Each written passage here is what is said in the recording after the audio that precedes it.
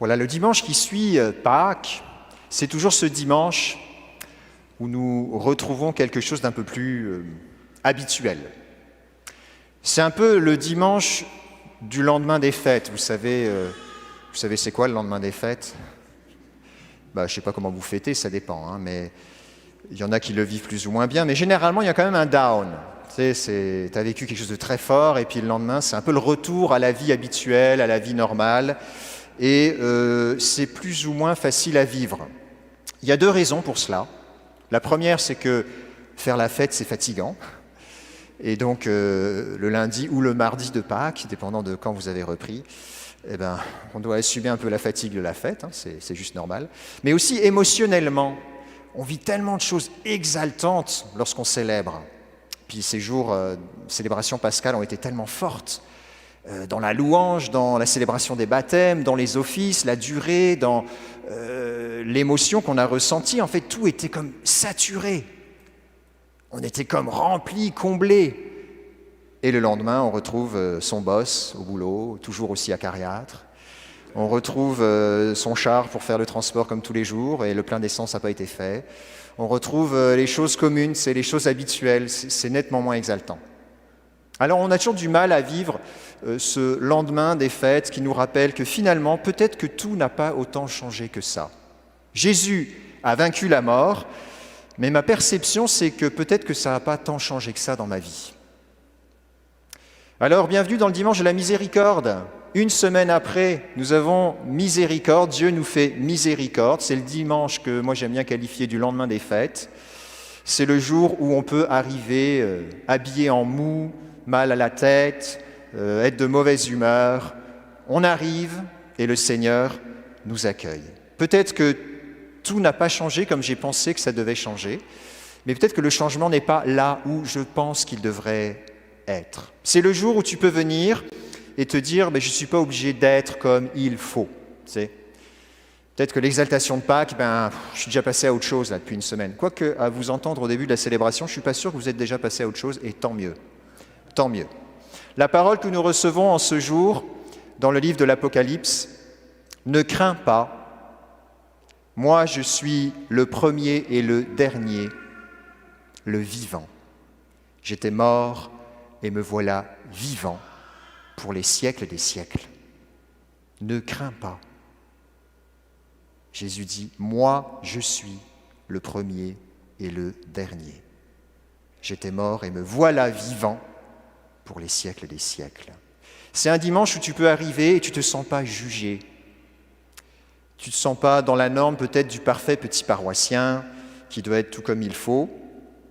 Mais Jésus te dit, moi je suis.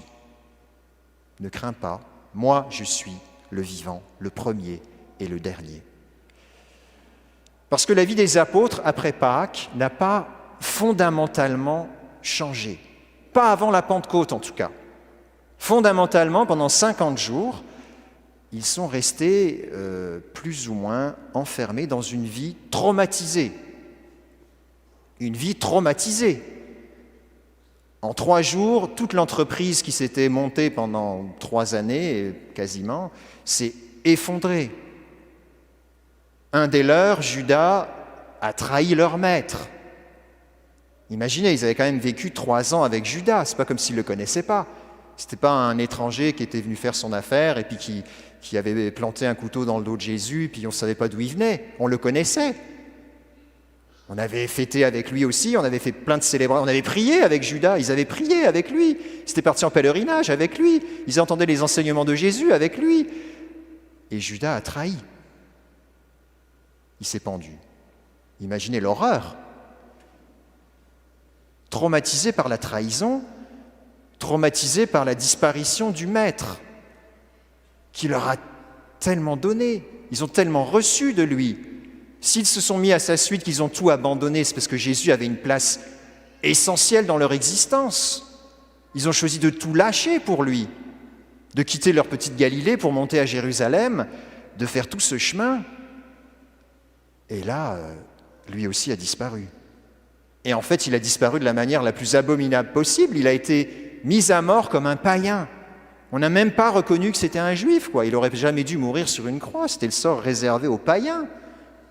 Imaginez la honte vécue. Ces Galiléens à Jérusalem, ils sont anéantis. Leur univers s'est déconstruit.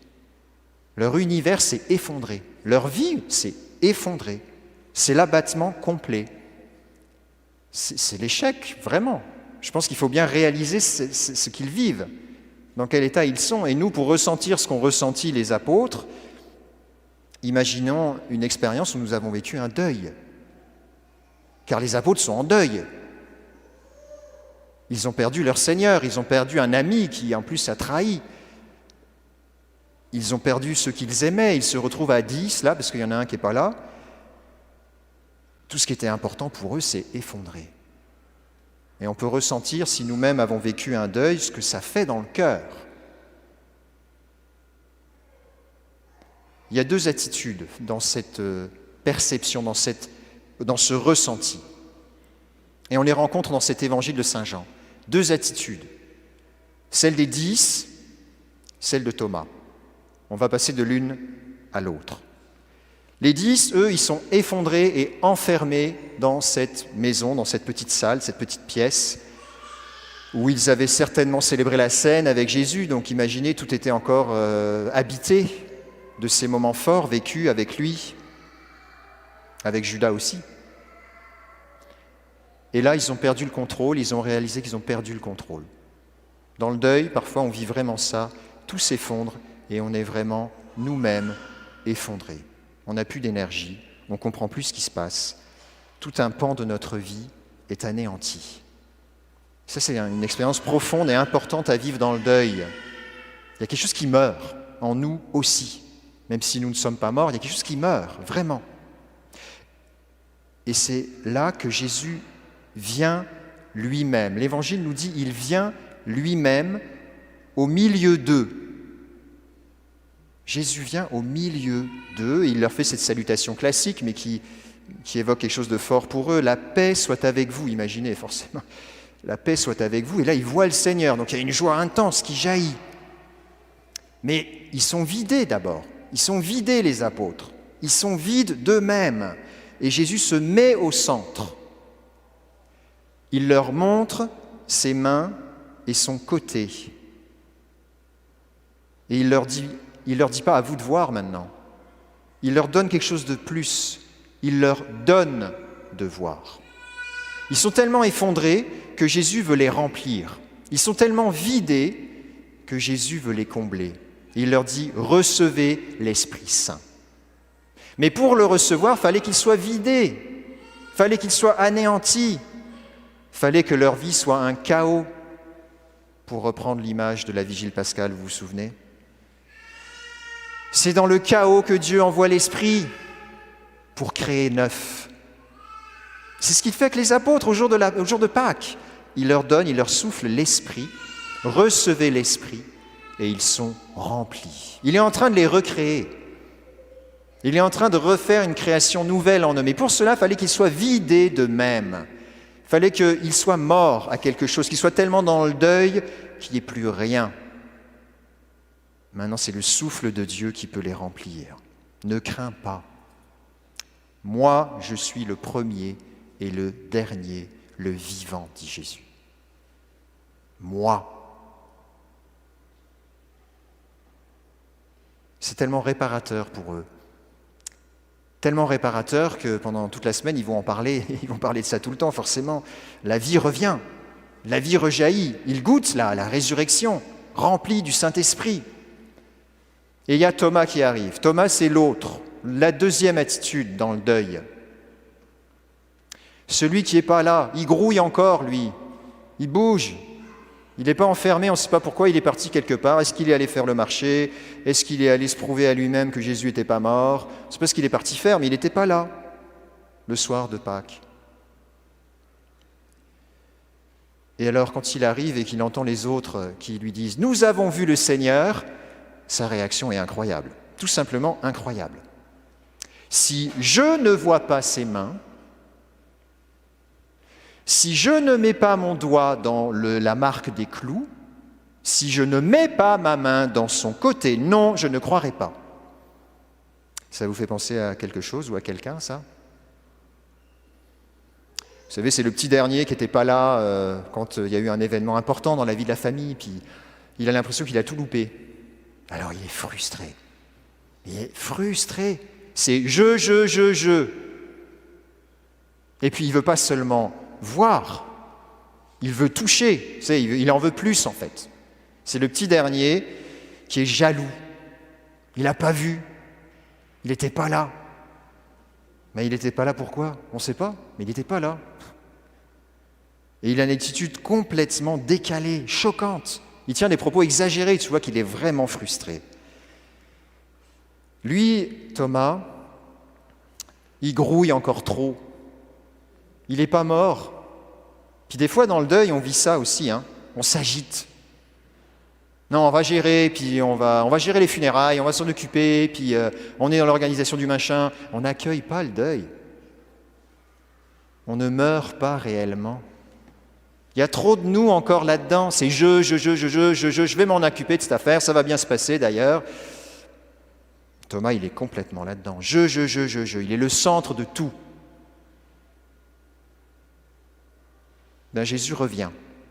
Jésus revient. Et pour se mettre au milieu, cette fois, il va falloir qu'il tasse Thomas, parce que Thomas est au milieu. Donc il va le pousser un peu, parce qu'il prend toute la place. Et il va le conduire à lui. Jésus le fait avec délicatesse et fermeté. Il va conduire Thomas à lui, à son cœur.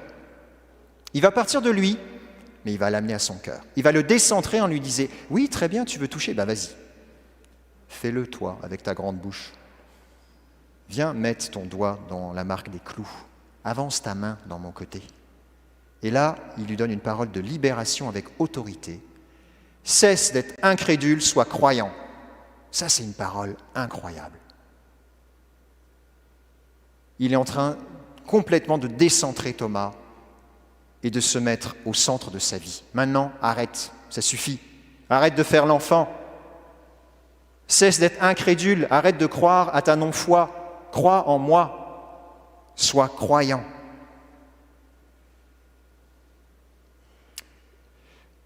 Voilà comment Jésus se manifeste à Thomas. Voilà comment il manifeste sa miséricorde. Voilà comment il vient visiter Thomas dans sa difficulté à laisser Jésus vraiment être mort et ressuscité, à laisser Jésus être le centre. Et l'expérience d'effusion de l'Esprit que Thomas va faire, c'est celle de s'approcher du côté de Jésus. Jésus l'avait dit dans l'Évangile plus tôt, chapitre 7, « De son cœur couleront des fleuves d'eau vive. Si quelqu'un a soif, qu'il vienne à moi et qu'il boive. » Thomas avait soif.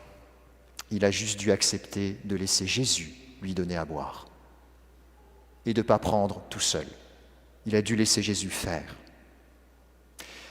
Voilà, ce dimanche de la miséricorde est pour nous parce que le Seigneur vient nous visiter, nous rencontrer tels que nous sommes, dans le chaos ou l'exaltation ou la fatigue ou la réalité de nos vies.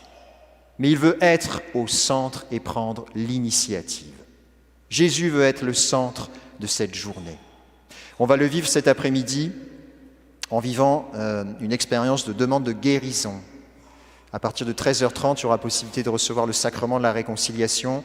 Puis on va avoir une petite exhortation, un enseignement. Le Saint-Sacrement va être exposé, va circuler dans notre assemblée pour que le Seigneur agisse. Tous étaient guéris, nous dit l'auteur des Actes des Apôtres.